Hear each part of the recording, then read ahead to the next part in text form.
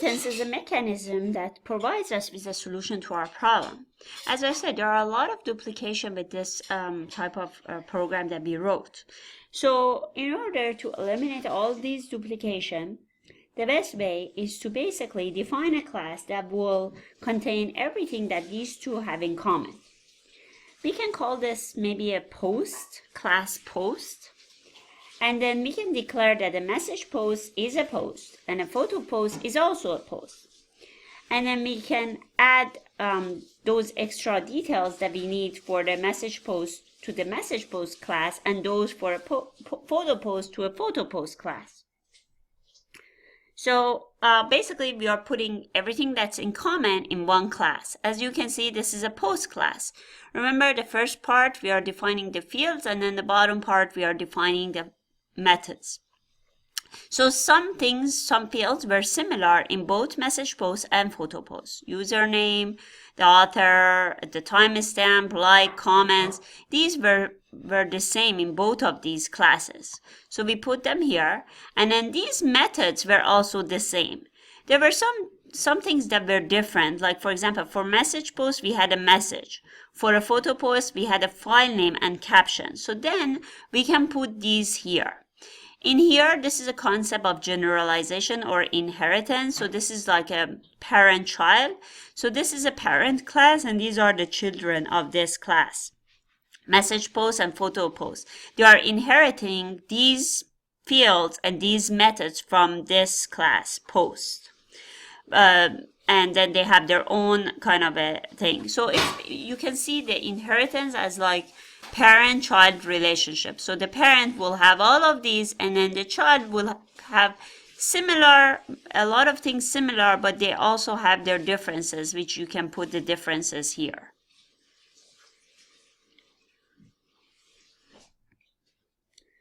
So again, in this, we can say that message post is actually inheriting from the post.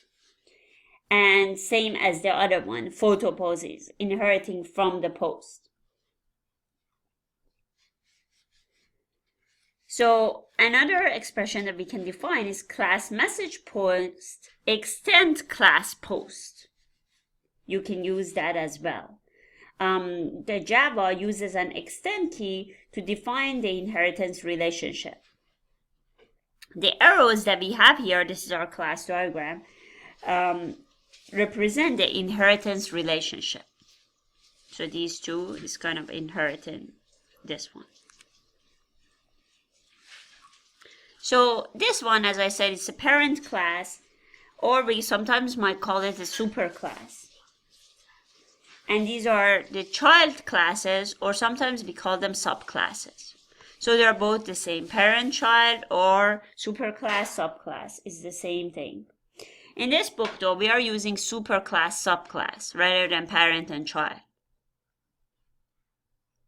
So let's look at the message post class again. So the instances of a class message post will have all the fields defined in post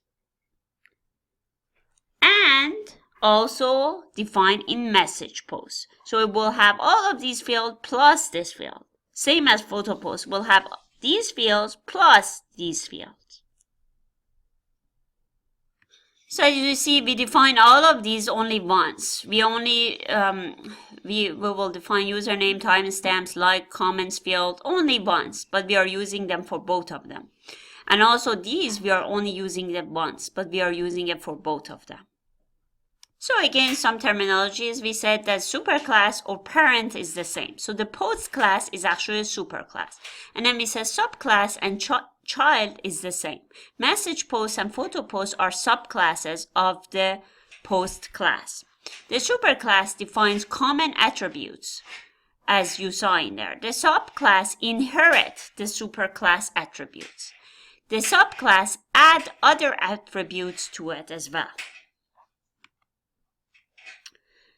So this is basically inheritance hierarchy. Basically, as you can see here, classes that are linked through inheritance relationship, like a parents and child relationship, they can form an inheritance hierarchy. So this is a superclass, the animal is a superclass, then we have mammal and bird subclass of the superclass, and then for mammals we have dog and cat, which are the subclass of the mammal, and then we have the dog, we'll have poodle, dalmatian, other, which are the superclass of the subclass of the superclass dog. So that's the inheritance hierarchy that we will have. So let's look at how we define inheritance in Java program. Now that we kind of understand the idea about inheritance. So as you can see, we are going to actually define this class post. There's nothing special about this class at the beginning. It starts with the normal class definition and defines post field in the normal way that we have. You can look at this on page 374. We then look at the source code of message post class.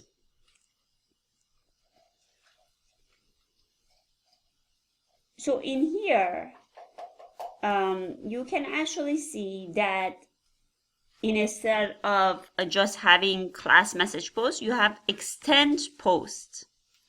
Also for class photo post, you can see extend post. So there is a change here. The phrase extend post. It specifies that this class is basically the subclass of the class post, which is a superclass. And same thing for here. Photo post extends the inheritance from the superclass post. So in here we have the, define the fields and all that. So the class post, we put the username, timestamp, like, and then the array, the collection of the array list for the comments, we put them here under the superclass. For the subclasses, we just put this word extend, and then we put its own field in there. So the rest of the field is going to inherit it from the superclass, which is the class post. And for photo message, again, we have the extend here, and it has its own field, file name and caption, which it is getting the inheritance from the superclass, which is post. So let's look at the inheritance and constructor, or basically the initialization process. First, the class post has a constructor, even though we don't intend to create an instance of class post directly. The parameter that need to initialize the field of the post, it contains the code to initialize. Basically, we can, in here, as you can see, this is the constructor for object of class post, or we trying to initialize the field of the post in here. So let's look at the message post constructor. Again, we do the same thing. We use the constructor of the object class message post, or we initialize here. And then we will use the super author. This is the keyword that we are using in here. Super is a call from the subclass constructor to the constructor of the superclass. So we are actually using the super here. So the post constructor is executed as part of the message post constructor execution. So when we create a message post, the message post constructor is then called, which in turn we call the post constructor. The post constructor initializes the post field and then return the message post constructor, which initializes the remaining field that is defined in the message post class. One thing that we are noting here in Java, the subclass constructor always calls the superclass constructor. So that's why we have the word super in here. If we don't write a call to a superclass constructor, the Java compiler automatically insert the superclass call automatically to making sure that the superclass fields are properly initialized. And it just uses the super as we have here and then the parentheses.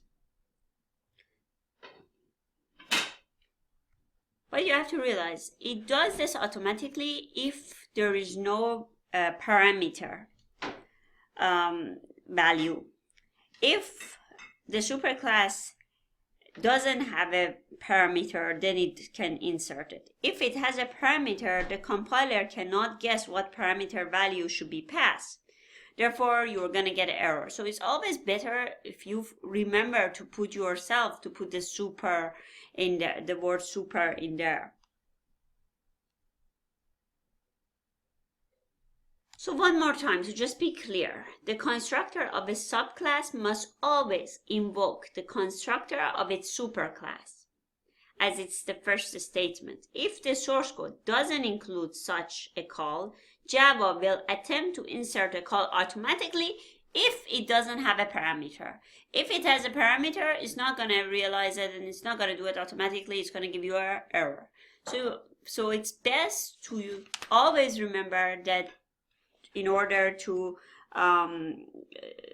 invoke the superclass constructor, you need to put the super word there. Again, this is a repeat of what I just said. A subclass constructor must always contain a super call. If none is written, the compiler insert one without the parameter. It only works if the superclass has a constructor without a parameter. If it has a parameter, then it's going to give you an error. So must be the first statement in the subclass constructor. So in here we have the event post. Now it's easier to add them. It's the same thing. If maybe we want to add the event, so the event can be the same as photo and message and all that. So it can be inheritance from the class superclass post. So basically, this could be that, that events basically people can just log in through that event. So the type of events, if it's like a, volunteer event, or if there's another type of event, we have them here. Otherwise, they will have the same thing, same field as the photo post and message post. So we have the event type here. So event post becoming a subclass of post, it actually inherits all the field and method that we have already defined in post. So it's inheriting all the fields and the method that we have defined in post. Plus, it's going to have the event type. So in here, we are kind of reusing the existing work.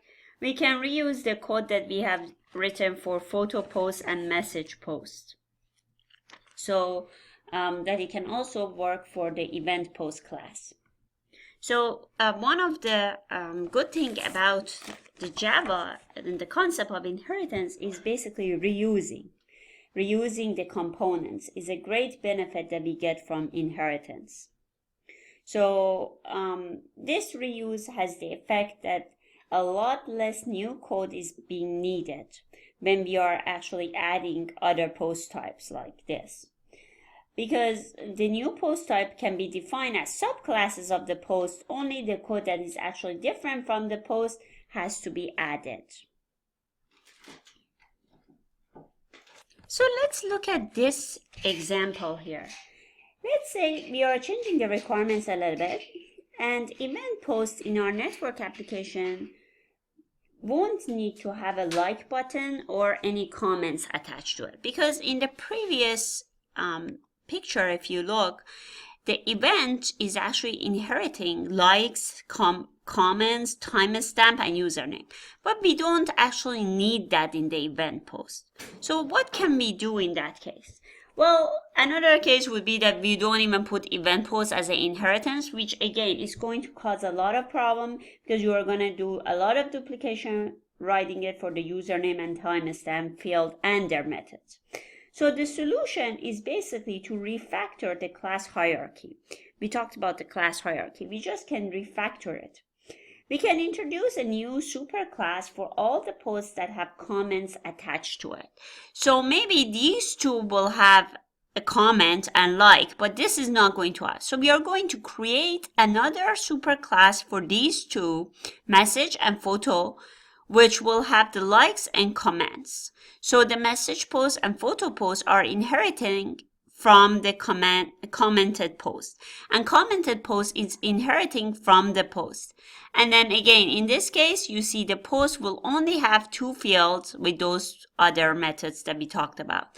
So it will have only the username and the timestamp. So the event post can actually be direct inheritance from the post. So as you can see here, we can just play around with it, but it's always very useful to draw this type of class diagram and also refactor the hierarchy into it. It's much better than writing a lot of code for this. So in case if you have other post objects, you can actually, maybe there are going to be more things that you can add to commented posts, or maybe more things that you're going to add to event posts later on. So this is a very common situation when we are designing the class hierarchy.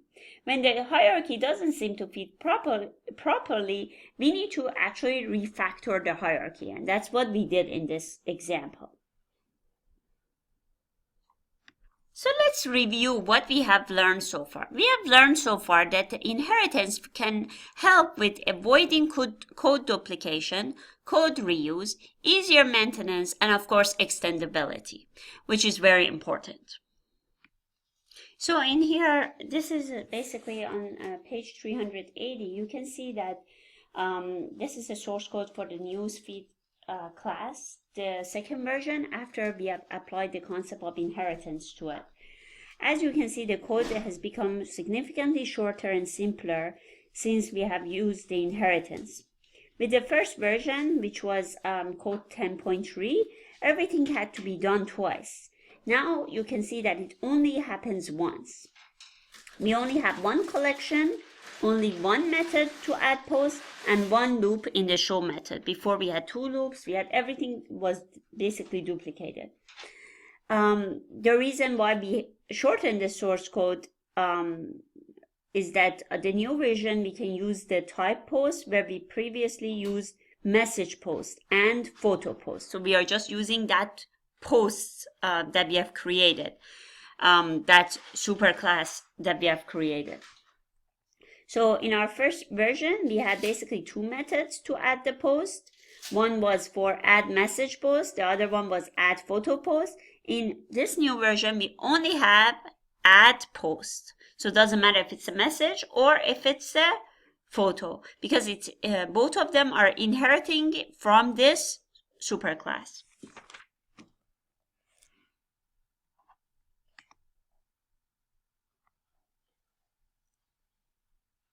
So also we have one loop, as I mentioned. We only have one loop in here as well.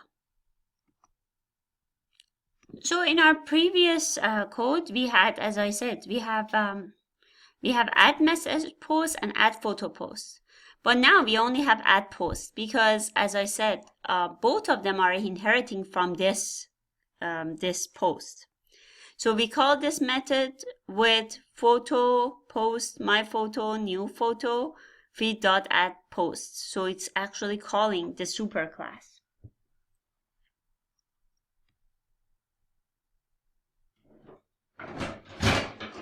So the message post, as we said, is subtype of post. So the message post is subtype of type post. So let's look at subtyping and assignments basically. So classes, they are actually defined types, and subclasses, they define subtypes. Object of subclasses can be used where object of supertypes are required. We call this a substitution. So let's look at the example here. So when we want to assign an object to a variable, the type of object must match the type of variable. So in here, for example, we have car, my car equals to new car,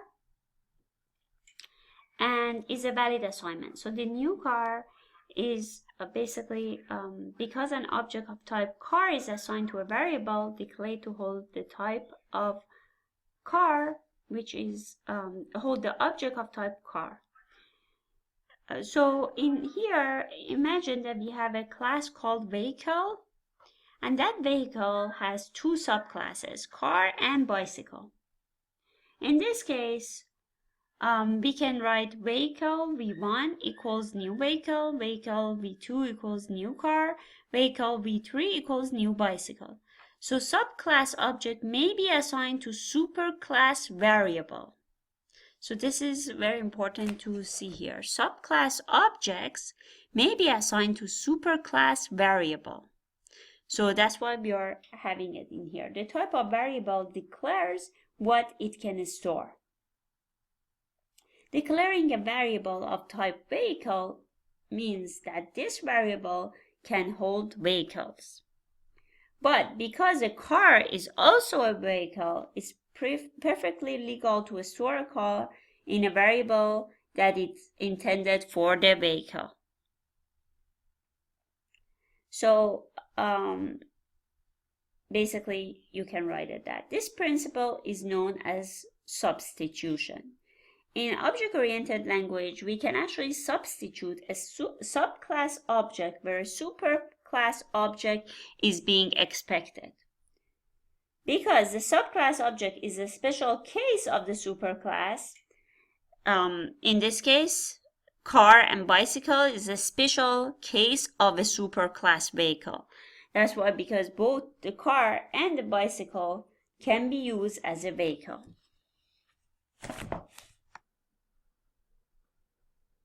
So in this example also, we can use, for the parameter passing, subclass object may be used as actual parameter for the superclass.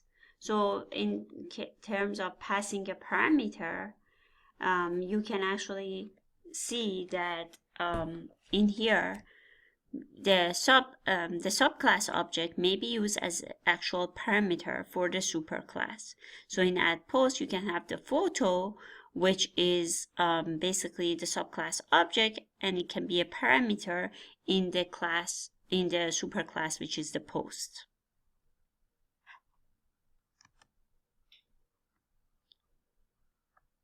So let's look at the newsfeed class. So a newsfeed object will hold a single and mixed collection of array of message, photo, message, photo, message, photo.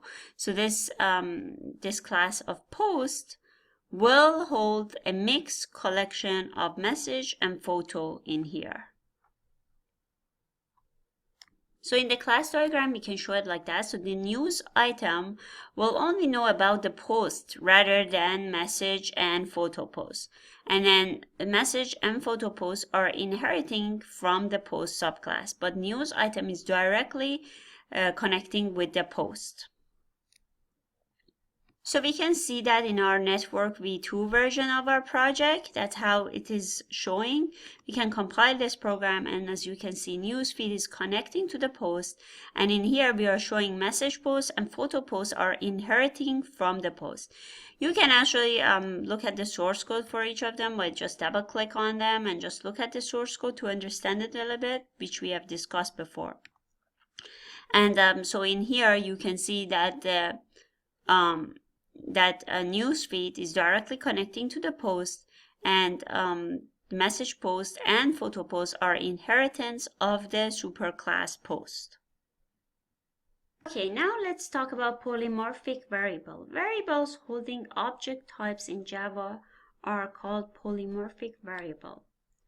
The polymorphic means basically many shapes. We can call it as many shapes. So they can actually hold object of more than one type. They can hold object of declared type or of subtypes of the declared type.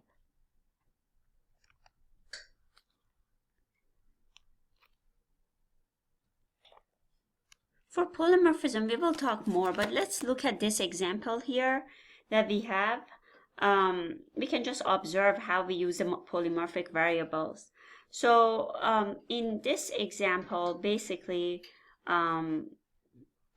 we are trying to basically invoke the display method.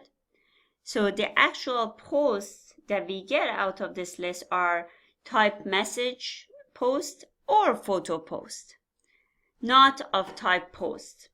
However, in this loop example, in the loop variable of the type post, because variables are polymorphic, we can actually write it like that. The post variable is able to hold both message post and photo post object, because these are the subtype of post. So the use of inheritance in this example has removed the need of having two loops, which we have discussed before in the show method. And we said inheritance avoid code duplication not only in the server class, but also in the client of those classes as well. So as you can see here, that's why we are using we are using one loop. So let's go back to the other concepts that we have talked about, but we will cover more about polymorphism in next chapter. The next concept is about casting. So we can assign subtype to supertype, but we cannot assign supertype to subtype. So the above statement here, it cannot be compiled. We get a compiler error because assigning a vehicle variable to a car variable, which is supertype, to subtype is not allowed. We can assign the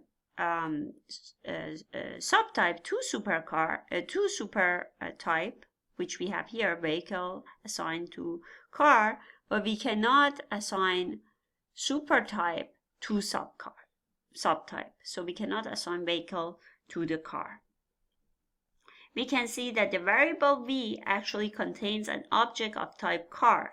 So the assignment to C would be okay. The compiler is not that smart.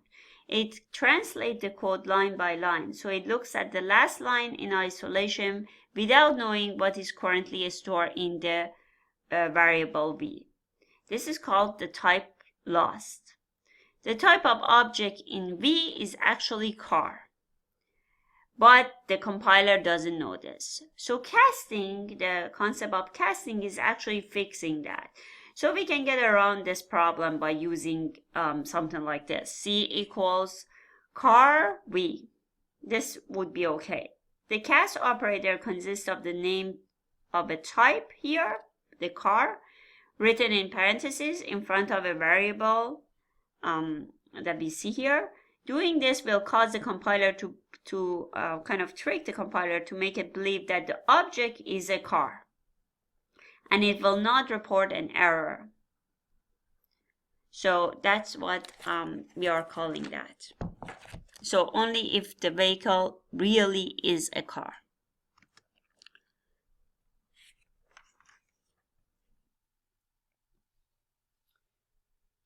So the concept of the object class is that all classes with no explicit superclass have object as their superclass.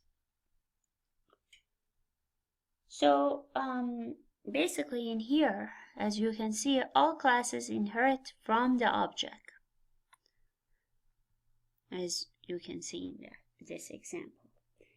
The Java compiler automatically inserts the object superclass for all classes without an explicit extend declaration.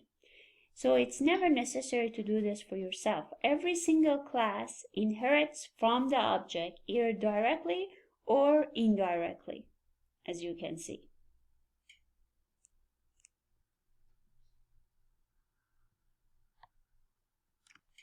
So as we said, object is a class from Java library that serves as a superclass for all objects. So you don't see them that is written like that. Like you don't see, like for example, maybe you can see public class person.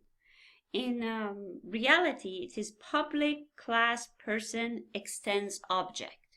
So all of these classes, basically their superclass is object in Java, which is from the Java library. So the Java compiler is actually automatically insert the object superclass for all the classes without an explicit extend declaration. There are two, purposes. This superclass of all objects serve two kind of purposes. First, we can declare polymorphic variable of type object to hold any object. and having variable that can hold any type of object is not often useful, but there are some situations that we can use it. Another interesting point and the purpose is that the object class can define some methods that are then automatically available for every existing object. So in particular, some methods to a string, equals, and hash code which object defines them. And we will discuss more in the next chapter about the polymorphism and how actually this object class can be useful, the superclass. So I just want to make sure that you know that the object is in here is a class from the Java standard library which serve as a superclass of all these other classes.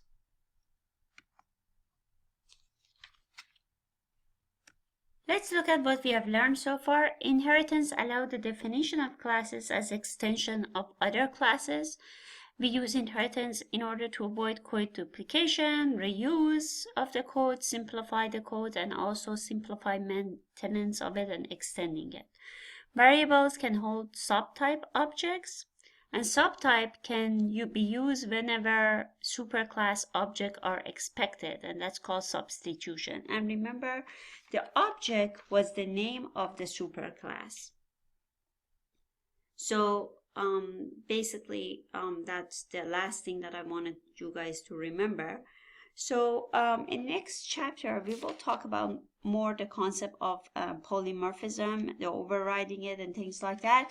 So please remember that this is a very important chapter, and also next chapter is very important. These are important concepts in Java because you're reusing the code, you're trying to simplify the code, and the object-oriented programming gives you that capability.